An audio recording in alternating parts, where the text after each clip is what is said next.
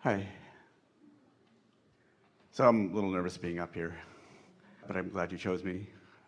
So that means your desire was stronger than your resistance. If your fear had been the most dominant, we would not have seen you. So your desire is more dominant than your fear. So the calling, you see what we're getting at? You're just always wanting to watch that balance. Soothe yourself, talk the fear down. Nothing serious going on here.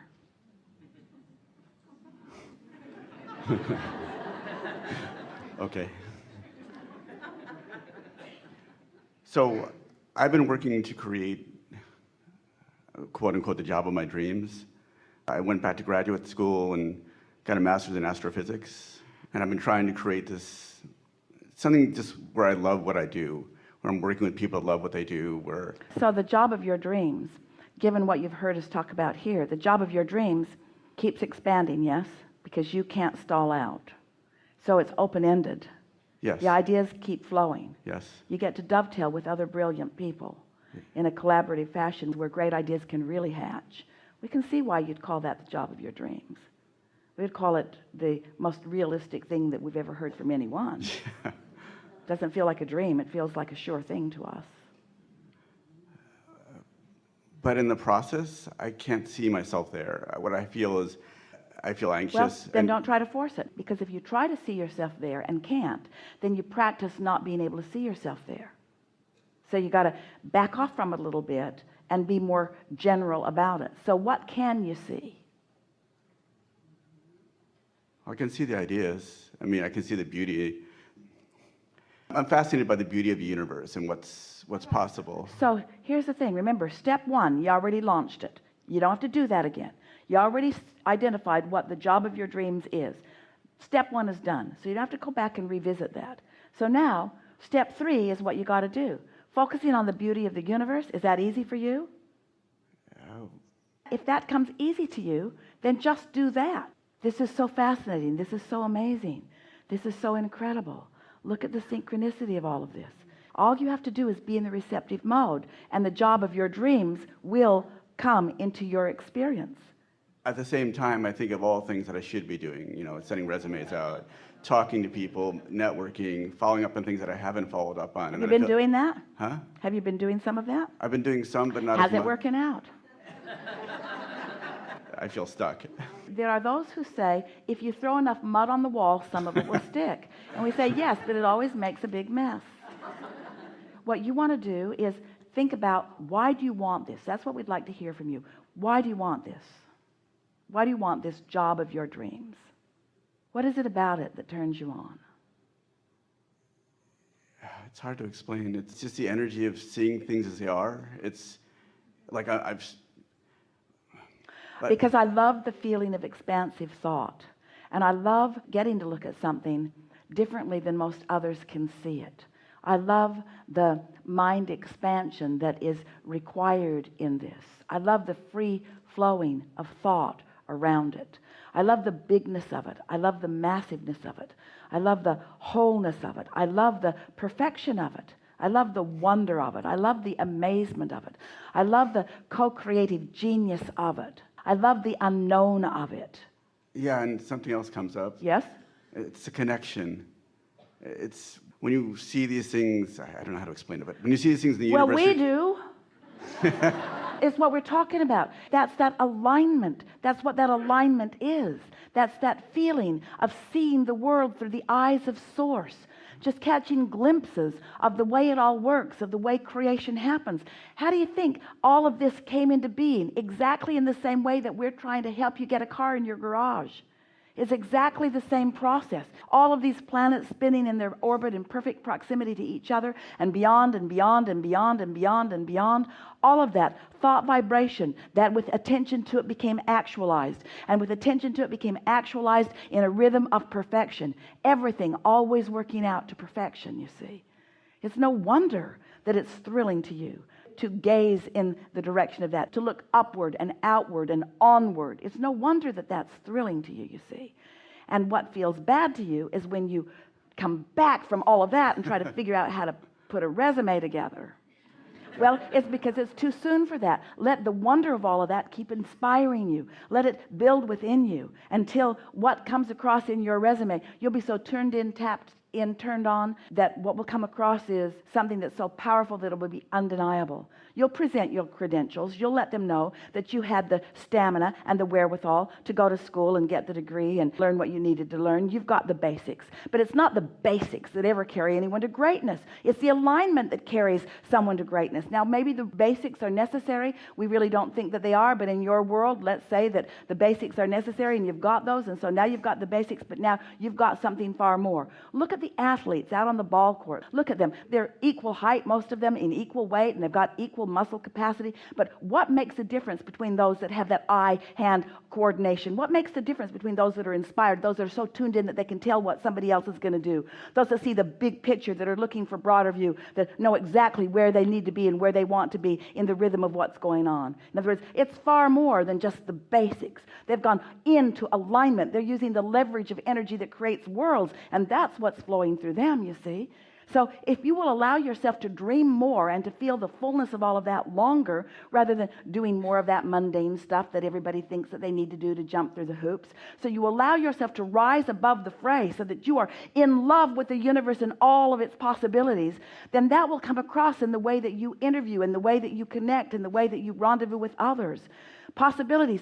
Science is so interesting. You know why it moves so slowly? Because everybody thinks everybody has to agree on everything. So you take the slowest minds and you drag them along with the fastest minds. Everybody has to agree. But it's always those that were thinking outside the box that figured everything out. Look at them all through history. Many of them were put in jail. They were so weird because they were not willing to follow. Well, those days are gone. Nobody's going to jail you. The worst thing that could happen to you is that they might misunderstand you, but they will revere you if you allow your mind to soar in the way that you have the potential of it soaring.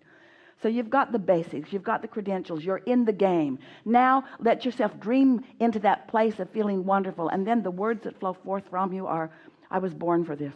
I've got this intuitive knowing. My mind takes me places that I've never been before. The idea of understanding this expanding universe, things occur to me. It is so exhilarating when you hook in with that broader perspective. And every single invention, every single understanding, concept, mathematics, everything that has ever come into this physical world has come by one person who stood apart, who didn't do the mundane stuff that everybody else was doing, who stopped feeling guilty about jumping through the hoops that everybody was jumping through, and allowed themselves to be for a longer period of time in that atmosphere of belief and understanding, and then the thoughts begin to flow in a big, big way. And you will never be happy under any other conditions. You got to go there. We always enjoy visiting with people who have called themselves creative. You all are, no matter what your endeavor, but those in music or those in art or those in science who have felt what it feels like, those in sports, biggest population, who feel what it feels like to be in that zone, who know what it feels like as you just catch glimpses of that alignment. And in that aligned state, you turn your attention toward something of interest to you, and you see it open in a whole new understanding. And if you don't need to scamper and get confirmation from others who aren't there, who aren't in that receiving mode, that's why that calls you. You want to be in the receiving mode that nobody else has received. You want to be in the receiving mode that nobody else has received. You're not a regurgitator. You're a creator. Yeah. I have a question, though. Yeah. Well, we did get a little carried away.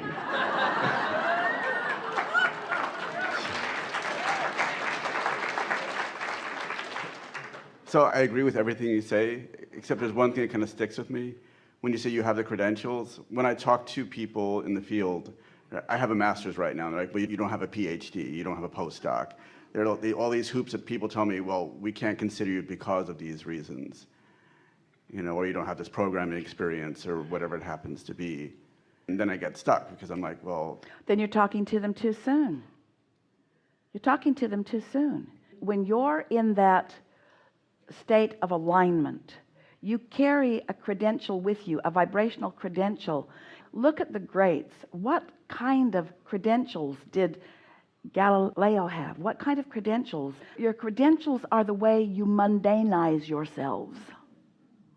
Your credentials are the way you standardize yourselves. Your credentials are the way you compare yourselves in the action orientation. You're talking about inspiration. You're talking about alignment. Do you want to be part of the system that is requiring you to jump through hoops? Or do you want to tap into the genius of the universe and make something big happen? Esther and Jerry read a book a few years ago, stuck in their minds. It was a man who was talking about travel and how to make travel easy, and he was talking about how to interact with airlines and how to interact with hotels and so forth. And he said, if you ask someone to do something, make sure that they have the power to give it to you. Otherwise, you're just wasting your words. You sort of get that. Ask somebody that has the power to make the water hotter in your room, and so on. Otherwise, it's just a waste of time.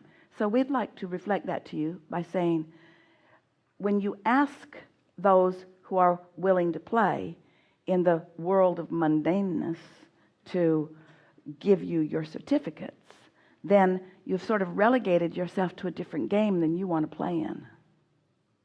And we think that's what's grinding at you, because we don't believe that if you were a basketball player that you'd go and you'd say, I've never played, but I would like to play in the NBA, and expect to be able to play. But that's not what's going on here. You have far more vibrational credentials than you are giving yourself credit, and you're letting someone else that doesn't understand how to feel who you really are in relationship to what you really want.